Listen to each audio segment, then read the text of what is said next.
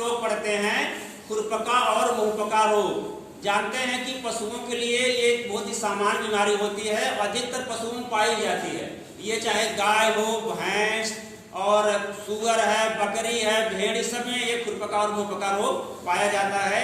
और इसका जानते हैं, इसको दो नाम से जानते हैं, एक एप्था फीवर, एप्था फीवर के नाम से भी जानते हैं इसको, एप्था फीवर, एप्था फीवर, या दूसरा इसका खंगवा के नाम से भी इसको जाना जाता है। खंगवा एक बीमारी है, इसका दूसरा नाम सिनोनिम्स कह सकते हैं, इसका पर्यायवाची है खंगवा और एप्था फीवर।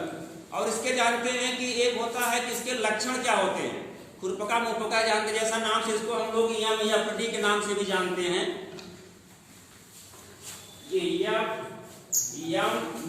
यानी foot and mouth disease, YMD, ये हमारे साठ में इसको कहते हैं। जानते हैं इसके लिए भारत सरकार या उत्तर प्रदेश सरकार ने भी एक उन्मूलन का प्रोग्राम भी चलाया था, क्योंकि ये बहुत घातक होती है। इसमें जो सबसे घातक रूप दिखाई देता है ये सूअरों में दिखाई देता है। सूअर इससे मरती भी बहुत ज्यादा है, लेकिन समान रूप से जो गाय और भैंस हमारी हैं इनकी मृत्यु दर बहुत कम होती है, लेकिन प्रभावित बहुत होते हैं। पशु कमजोर हो जाता है, जिससे उसके दूध की मात्रा भी घट जाती है और उसकी कार्य क्षमता भी कम हो जाती है, क्योंकि पशु इसमें जानते हैं चारा नहीं खा पाता है, जिससे वो धीरे धीरे कमजोर हो जाता है। अगर पशु गर्भवती है, गाय मान लीजिए गर्भवती है, तो चारा नहीं खाते, कभी कभी एबार्सन भी हो जाता है। तो इसके लक्षण क्या होते हैं, मेन रूप से सिम्टम जिसको हम लोग कहते हैं लक्षण, लक्षण या सिम्टम्स। सिम्टम्स क्या है इसका, जानते हैं जैसे कि इस नाम से ही परिलक्षित हो रही है। इसके लक्षण होते हैं फूट एंड माउथ, यानी पैर जो होता है उसका क्या होता है, पक जाता है, और मुंह क्या होता है, मुंह में छाले पड़ जाते हैं उसके। अब कभी कभी इसके जो छाले होते हैं उसके थन और अयन पर भी परिलक्षित होते हैं। तो छाले जो होते हैं, पशु अगर मुंह हो जाते हैं, उसके अंदर जीभ में हो जाएंगे, उसके गलफड़े में हो जाते हैं, तो पशु चारा को नहीं खा पाता है और उसके मुंह से लगातार लार टपकती रहती है। और वो लार टपकने से क्या होता है कि वो बार बार जो होता है पशु चट चट की आवाज करता है मुंह से। एक विशेष पहचान होती है कि चट चट की आवाज करता है और लार चूती रहती है। और जो दूसरा लक्षण होता है उसके जो खुर होती है, जानते हैं पशुओं की जो खुर होती है, हाँ बिजन खुरी जिसको हम लोग जानते हैं, ये है, ये बीच में जो हिस्सा फटा होता है, ये क्या होता है, ये पक जाता है। यहाँ पकने से क्या होता है, इसमें कभी कभी कीड़े पड़ जाते हैं, गंदगी होती है, इसमें मक्खियां बैठती, जानते हैं पशु कीचड़ में भी रहता है, तो यहाँ पकने से ये खून भी आवाज निकलने लगता है, कीड़े पड़ जाते हैं, तो पशु देखिए लंगड़ा कर चलता है। जैसे सामान्य रूप में वो नहीं रह पाता है, चल भी नहीं पाता, न तो चारा खा पाता है, तो स्वाभाविक रूप से पशु धीरे धीरे कमजोर हो जाता है। जो तीसरा लक्षण परिलक्षित होता है वो होता है उसके थन और अयन पर। देखिए तो वहां भी फफोले पड़ जाते हैं, तो पशु को क्या होता है, दुहने में बहुत दर्द होता है। तो दुहने के लिए क्या करते हैं, कंप्लीट साइफन एक होता है, यंत्र होता है, उससे दूध की दुहाई की जाती है, जिससे पशु को दबाने में दिक्कत न हो। इसके खास खास लक्षण होते हैं, और इसमें जो होता है उसको फीवर बहुत हो जाता है, बुखार 104 से 105 डिग्री फ़ारेनहाइट बुखार हो जाता है पशु को, और धीरे धीरे उस काफी जो है परेशान रहता है। ये बीमारी उसको करीब 3 सप्ताह में अगर उसको केयर किया जाए तो धीरे धीरे 3 सप्ताह में वो नॉर्मल स्थिति में आ पाता है। ये लक्षण हो गया। अब हम देखते हैं इसका उपचार क्या करेंगे। इसके उपचार क्या है, उपचार जानते हैं कि इसके सबसे बढ़िया उपचार है, उपचार में एक तो जो उसके मुंह से लार टपक रही है उसको हम लोग फिटकरी या पोटेशियम परमैंगनेट के घोल से या बोरिक एसिड के घोल से क्या करते हैं, मुंह को साफ करते हैं। उसके जीभ को और मुंह को धुलते रहते हैं 3-4 बार दिन में। धुलने से क्या होता है, जो उसके वायरस होते हैं धीरे धीरे कम पड़ जाते हैं और पशु को काफी आराम मिलता है। धुलने के बाद क्या करते हैं, 1 भाग बोरिक एसिड और 4 भाग शहद मिला करके उसके मुंह और जीभ में लगा दिया जाता है, इससे पशु को काफी आराम मिलता है। और उसके पैर में जो खुर फटी होती है, जो खुर फटने की जगह पर क्या करते हैं, फिनाइल, जानते हैं ना फिनाइल आते हैं, फिनाइल से हम लोग क्या करते हैं 1% फिनाइल से उसको धुलाई कर देते हैं। धुलाई करने से क्या होता है, मक्खियां भी नहीं बैठती और जो बैक्टीरिया जो कीड़ा उसमें कीड़े लग जाते हैं वो भी मर जाते हैं और साफ सफाई भी रहती है।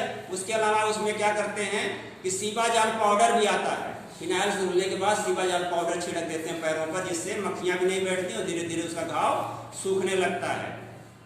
उसके अलावा देखिए एक होता है, जैसे मान लीजिए एक पशु को हो गया तो धीरे धीरे क्या होता है कि वायरस बीमारी है अन्य पशुओं में भी हो जाता है।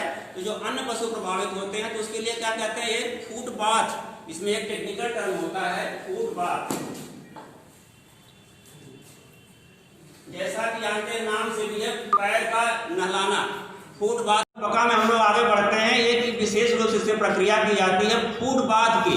फूट बाथ जानते हैं, इस नाम से ही परिलक्षित हो रहा है। इसमें 1 मीटर जो होता है, 1 मीटर चौड़ा और 3 मीटर लंबा बनाया जाता है, चैनल टाइप बनाया जाता है, उसमें पानी भर दिया और 1 फीट गहरा। 1 फीट क्या होता है, गहरा। इसमें क्या करते हैं, पानी भरते हैं और 1% तूतिया। तूतिया क्या होता है स्वयं बताइए, तूतिया किसे कहते हैं? हाँ तूतिया, आप बताओ हर्ष, तूतिया क्या होता है? Copper sulphate. Very good. तूतिया हम लोग कॉपर सल्फेट को तूतिया के नाम से भी जानते हैं। ये क्या है, कॉपर सल्फेट। कॉपर सल्फेट ये तूतिया होता है। इसका 1% घोल क्या करते हैं, इस पानी में घोल देते हैं। घोलने के बाद कहते हैं पशु को उसमें थोड़ी देर गुजारते हैं। उससे कितने पशु दिन में, यह सुबह और शाम या 3 बार इसको पशु को इस बाथ में, इसे चैनल हमारी हो गई है, यहाँ पर पानी भरा हुआ है, इससे जब पशु गुजरेगा क्या उसके पैरों की धुलाई हो जाती है, इसे कहते हैं टब बाथ। उससे क्या होता है, धीरे धीरे पशु को रिलीफ मिलता है और आराम हो जाता है। और उसके जो थन में जो हो जाते हैं वहाँ भी हम लोग बोरिक एसिड का पाउडर जो होते हैं क्या लगाते रहते हैं, लोशन भी लगाते रहते हैं। एक जिंक बोरेट करके लोशन भी आता है, उसको लगाने से पशु को काफ़ी आराम मिलता है। एक देसी फार्मूला और गाँव अपनाते हैं लोग, जैसे खुरपका मुंहपका एक पशु को हो गया तो अन्य पशुओं को धीरे धीरे फैल जाता है। जानते हैं वायरस बीमारी होती है, वायरस बीमारी जैसे आप देख रहे हैं कोविड-19 फैला हुआ है, कोरोना फैला हुआ, क्या हो रहा है, धीरे धीरे पूरे विश्व में फैल गया।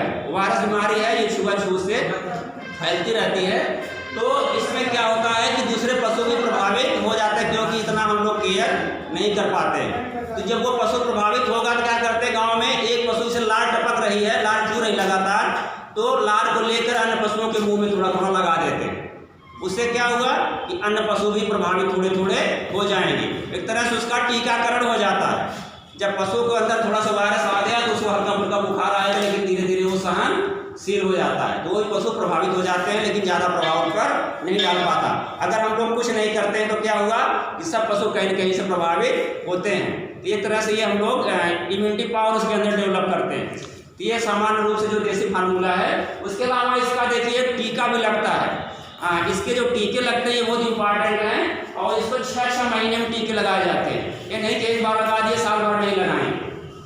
इसका जो टीका होता है ये इसका EFMD का ये लगता है अप्रैल महीने, अप्रैल और मई में टीका लगाया जाता है। आई जानते हैं IVRI आपका है, IVRI में उपलब्ध रहता है। जितने सरकारी आपके अस्पताल में पशु चिकित्सालय वहाँ भी लगता है, ये फ्री भी लगता है। इसके अगर पैसे भी लगते हैं तो बहुत थोड़े पैसे में 2-4 रुपये 5 रुपये में एक टीके का दाम होता है। इसको एक बार अप्रैल महीने, दूसरा दिसंबर जनवरी में टीका लगा देने से पशु को ये खुरपका और मुहपका बीमारी नहीं होती है। अगर पशु बहुत उस समय प्रभावित हो चुका है, कभी एंटीबायोटिक का कोई इंजेक्शन भी दे दिया जाता, पेनिसिलिन वगैरह का, टेरामाइसिन का इंजेक्शन लगा दिया था, पशु को थोड़ा सा जल्द रिलीफ मिल जाता है।